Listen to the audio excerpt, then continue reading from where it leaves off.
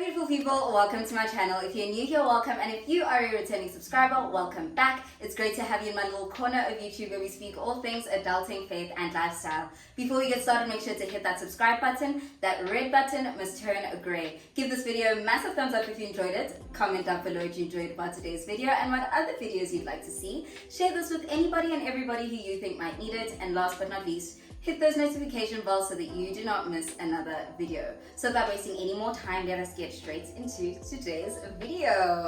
So guys, as you can see, I'm not alone. Guys, I'm not alone. Absolutely not alone. I am with my fave, and I know she's your guys' fave too. You guys have been saying, right? You guys have been waiting for this. So my girl, do you want to do the honors of introducing yourself? They know you, but do you want to do the honors? I'm sure there's people that actually do not know me. For those who don't know me, my name is Yolandi Pietersen. I am an ex-management consultant. I'm sitting here with the lovely Rorisang, who's currently a management consultant, but I am an ex-management consultant. I recently transitioned out of management consulting into industry, so I work in the financial services space right now. So far, so good. And she's a part-time content creator as well. Of course, so please do check out my channel. Check out her socials, her channel, all of it will be linked down below. Absolutely. Okay. So for those who aren't new to my channel, you guys would have seen a previous video that I uploaded about the pros and cons of being a management consultant or strategy consultant. But I thought it would be best to bring in someone with a bit more intel, a bit more experience, who has been in the industry a bit longer, and Yolandi was the perfect person for that, to tell us about her journey about when she was in management consulting. So because I'm currently in the consulting space, it only made sense for me to start with the pros and to speak about the pros that I'm currently enjoying being in this space. So let's get into it. Let's not waste any more time. Let's start off with the pros, but before I get into it, this list is non-exhaustive. Yes. The list is endless. Guys, the list is Literally endless. both of them, the pros and the pros and the cons. cons. Yeah. Literally. The list is endless. So these are our top 5 pros and top 5 cons. Like I said, we can go on. Do you guys want to sit and watch us talk for the whole day? I mean, How many hours? How many hours?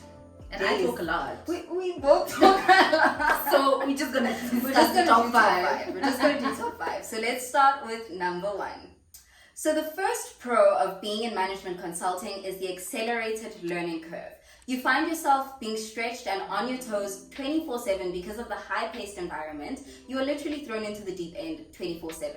And as nerve-wracking as it is, it really does help from a learning perspective. You're also surrounded by a lot of brilliant and intelligent people who want to have a conversation with you, who are willing to help, who are willing to answer your questions. So you find yourself learning so much quicker than the ordinary person would. And I agree, you know, when you talk about accelerated learning curve, it also has a lot to do about you as a person. Right. So I think it's also so important to put yourself out there, to make the context and to basically communicate and network with the right people. Agreed. It's in your hands, literally. Absolutely. It's in your hands. But yeah, I agree. Accelerated learning curve, very steep one. A very steep one. Very steep. So if you're up for the challenge, come join the party. It's not for the faint-hearted, guys. Like, it's really not for the No, it's not. faint-hearted. The second pro is that there is no hierarchy. You guys are going to be very confused at this. Yes, we have different grades in management consulting, but everybody is a person.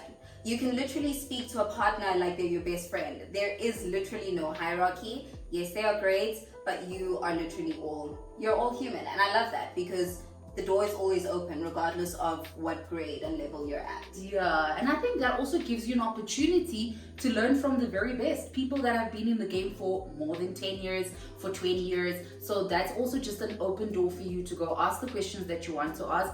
I mean, just to high level talk about the hierarchy of management consulting, it's normally starting at A1, Associate A1, 1, A2, 3. SA1, SA2. Some organizations do Yeah. have like an A3 level. If you're smart enough, you can skip that. We're skipping that in Jesus' name. Yes, girl, put it out into the universe, okay? And then you get senior consultant and Then assistant, manager, yes. senior manager, associate, director, and then partner. So partner is your highest level. But listen, I have my partner on WhatsApp, guys. When I say no Yeah, hierarchy, absolutely no hierarchy. yeah. So the third pro, which is one that I absolutely love and why I root for management consulting, is the credentials behind being a management consultant. You having management consulting on your CV is such a big plus. It is such a bonus. It puts you 10 steps ahead of the curve because recruiters know that anybody who has been in consulting has the skill set of girl. I don't know what to say, but girl. Yeah. No, that is absolutely something that I've been preaching. I feel like if someone looks at my CV and they see you've been a management consultant, well, I've been a management consultant for 6 years, there's just so much under my sleeve that I have. Right. Also, management consultants get taught to think differently. We're constantly solving problems, so it's a big tick for any organization because what does any business do? They are solving a problem. Problems. Exactly. Yeah. So yeah, absolutely. No, 100%. I just think it's a big plus. So if you can get your foot in the door, definitely take advantage of that. So the fourth pro that I absolutely love as well and that I abuse a lot is having access to a global network. Now, a lot of the big four firms and a lot of the management, the MBB firms as well, have a global network, right? And you're able to literally send an email to someone in America, someone in India, and leverage their knowledge, leverage their skills, ask them questions, have those conversations. And having that as a part of your little basket of resources is definitely a big plus, because not only does it help you with the current challenges that you're facing or the current problems you're trying to solve, but also in future for greater opportunities as well, because you could literally find yourself being seconded to somewhere in India because you had a great conversation with someone from the India office. So I think that's definitely a big plus as well. It is a big plus. And majority of the times you actually get to do work with people outside as well. For instance, if there's a program or project that has been done in the UK, people often be seconded to South Africa and conduct, that project here. And that's how you learn from people as well, people from different cities, people with different mindsets. It's just amazing to learn from other countries who have done things that we haven't done before. Right. Yeah. And I think that also doesn't just help in your professional capacity, but it also helps build you holistically as an individual in your personal capacity as well, to learn how to deal with different people from different backgrounds, different languages, and all of that stuff. I think that was one shock for me when I first started, because we had an EMEA call and people were speaking in German, and I was just like, what's happening? What are they saying? What is happening? Also, the working style. The working style is also, it's completely different. Yeah. I used to work with guys from the UK, and I mean, those guys, they don't stop working. No, they don't. We don't stop working, but they don't stop. Yeah. And last but not least, like I said, the list goes on, but the fifth pro is the career progression. Now, the one thing that I love about management consulting is that you don't have to wait for someone to resign, someone to get retrenched, someone to retire.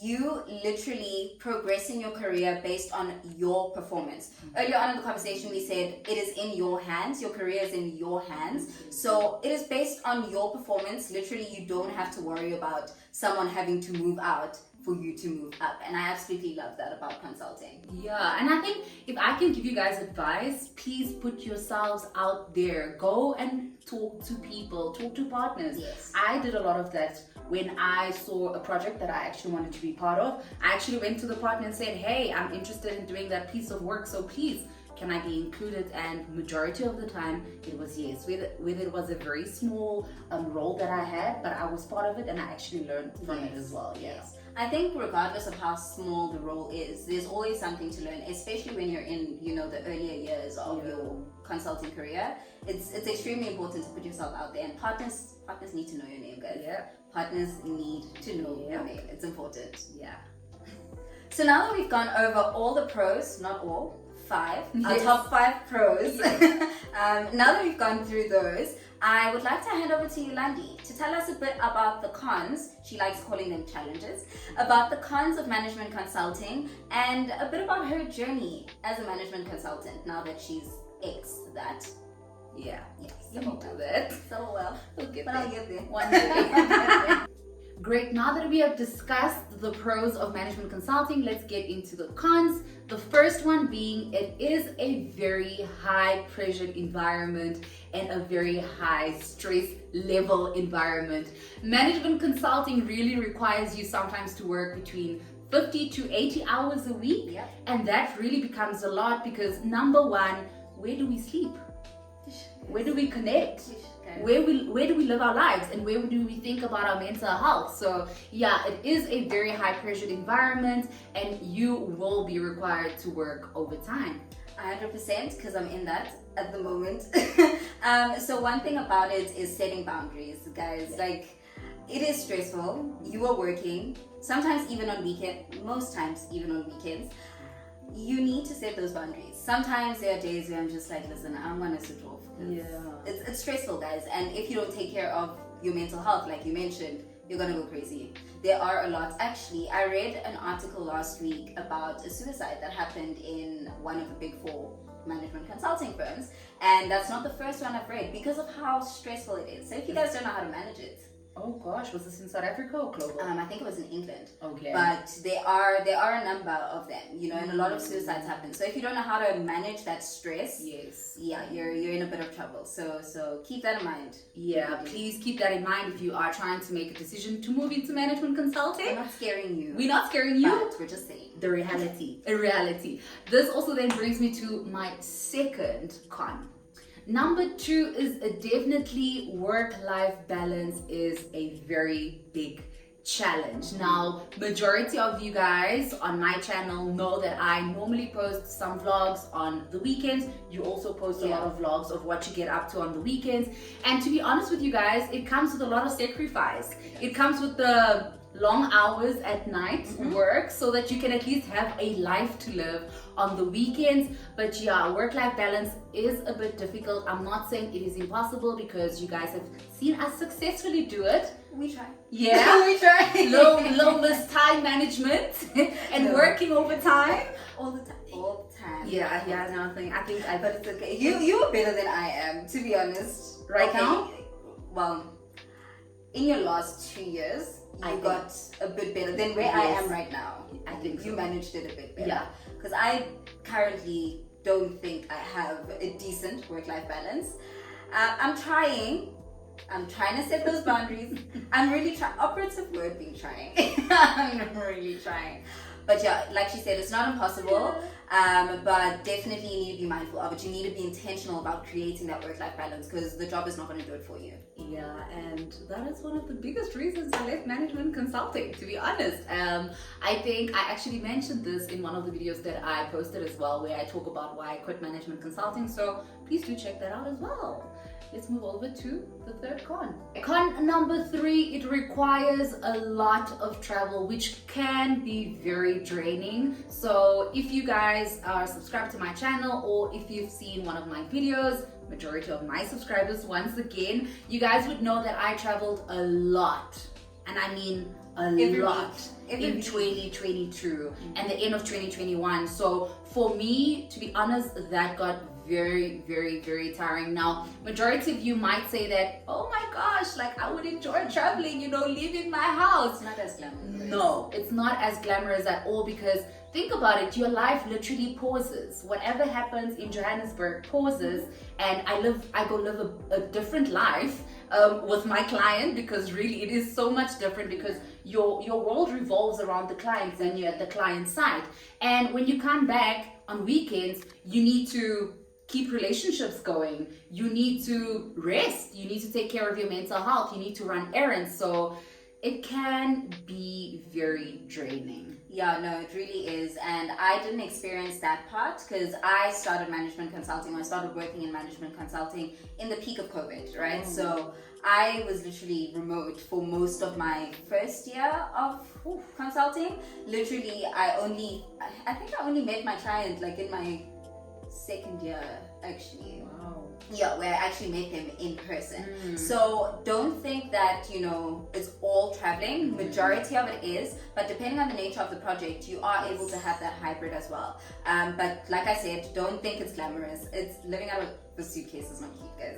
It's not Living out of a cute. suitcase is not cute. No. Coming and just washing your clothes and going back, it's not cute. Not cute. It's really not. But also just remember that the nature of the project will also determine how much traveling you have to do as well. Exactly. I mean, I had a lot of clients in Johannesburg as well, and that obviously meant that I was at my house. But unfortunately, with the client that I had, well, not unfortunately, it required a lot of traveling. Yeah. But one other pro that I would say with traveling is that you also get to see places. Right. I mean, the one country that I've traveled to, Swaziland, and for me that was eye-opening. You know, it was something different, it was something nice.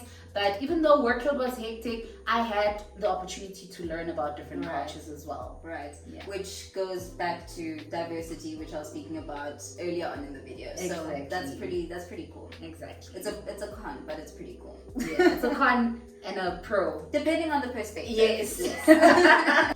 Number 4 is not always seeing a project through to completion. So majority of the times, management consultants are only around during the initiation and the planning phase of a project and not really through completion when the project ends.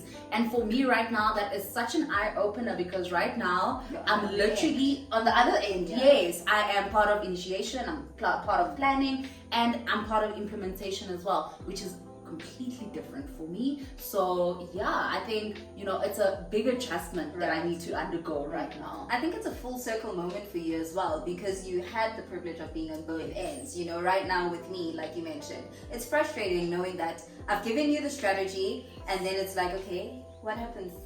Did it work? Did it not? Yes. It's very frustrating. So I think you're actually in a very good position to know that the knowledge that you gained as a management consultant can now be used in the implementation phase as well, and you can literally see an end-to-end process come together. So that's pretty cool. Absolutely. But guys, also on the other side, right now I am within the banking space and there's just so many things that I miss from consulting. There's just so many things where I'm just like, oh my gosh, if I was still a consultant, something would have happened immediately. You know how quick we are in consulting. Listen, we're always, like I said, always on our toes. Yeah.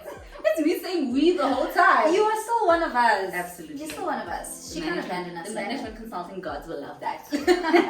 Number 5 is that you sometimes don't have a choice in terms of what project you get placed on. And guys, I've been in this scenario, in this situation so many times. So in consulting, there is something called being on the bench. And what that basically means is you just completed one project and you are kind of in between going to another project. So basically looking for the next project to join. And in consulting, there is also something called a utilization percentage. Yeah, it's like your KPI basically. You need the utilization percentage of like 75 usually. percent up. So basically that means that 75% of your time needs to be billable. So yeah, that's a very important aspect of consulting. And sometimes when your utilization is low, they are going to put you on just very much any project. I mean, I have been on an asset management project where we had to go scan assets for a very long time. But luckily, it's the Swaziland project. Oh, okay. And you got your passport stamped in the process, so it's okay. And I traveled on the company's budget, so that was nice for me. It. No, it's okay. Very nice. It's okay. But yeah, I mean, on this point, especially as a junior consultant, you'll definitely experience this a lot. And I think at the end of the day, you're really just trying to climb that ladder. So embrace it. It sucks, but embrace it. As difficult as it is, I think use it as a learning opportunity. I mentioned earlier, no matter how small the role is, use it as a learning opportunity. It's still important. So even if you find yourself on a project that you don't want to be on, embrace it as much as you can and be a sponge. Literally, that is my motto. Be a sponge. Even on the projects that you don't want to be on, be a sponge and learn as much as you can. Yeah, absolutely. And I mean, I'm just looking back at, you know, the project that I've been on, the Swaziland project. I met the most amazing people on that project, guys, and I literally said no to a project management project because I was just like, the people on the project management project is not my face. The guys in Swaziland is my face. And up to this day, we are this close, like literally one of them is literally like my brother. So yeah, like take everything in and just always make the best of everything. I agree.